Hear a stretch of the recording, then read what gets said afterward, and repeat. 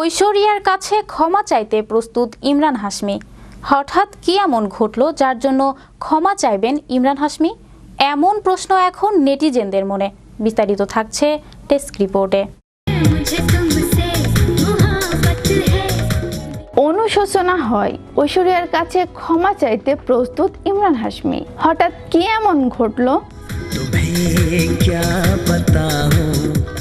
ইমরানের মতে আজকের যুগে ছোটখাটো বিষয় নিয়ে মানুষ রেগে যায়। মানুষ এখন অনেক বেশি সংবেদনশীল হয়ে গিয়েছে।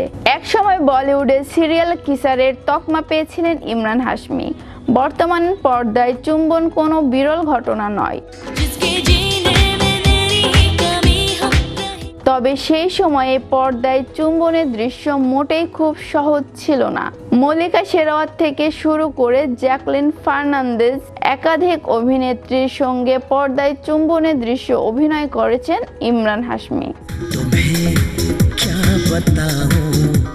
কিন্তু সম্প্রতি জানালেন ঐশ্বরিয়া রায় বচ্চনের সঙ্গে একটি অপ্রীতিকর ঘটনার জন্য তার আজও অনুশোচনা হয়। হঠাৎ কি এমন ঘটলো যে প্রাক্তন বিশ্বসুন্দরীর কাছে ক্ষমা চাইতে প্রস্তুত তিনি? 2014 সালে কফি উইথ কর্ণ শোয়ে ইমরানের এক মন্তব্য ঘিরে বিতর্ক শুরু হয়।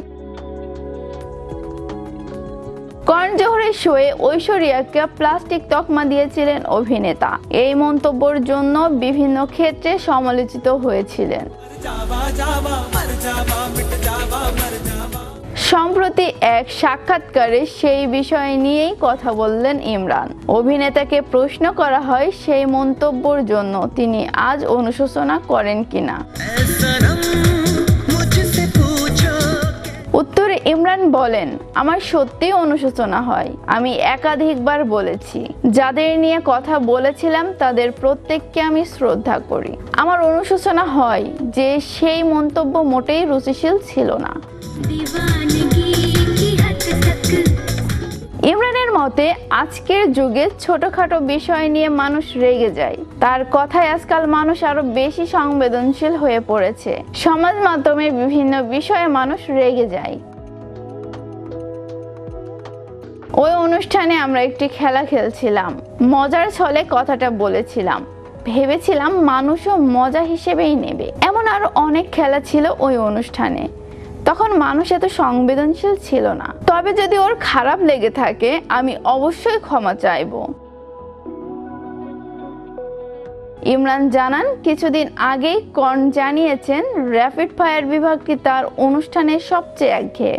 এখানকার আবহাওয়া বদলে গিয়েছে বলেই কর্ণ এমন বলেছেন বলে মনে করেন ইমরান।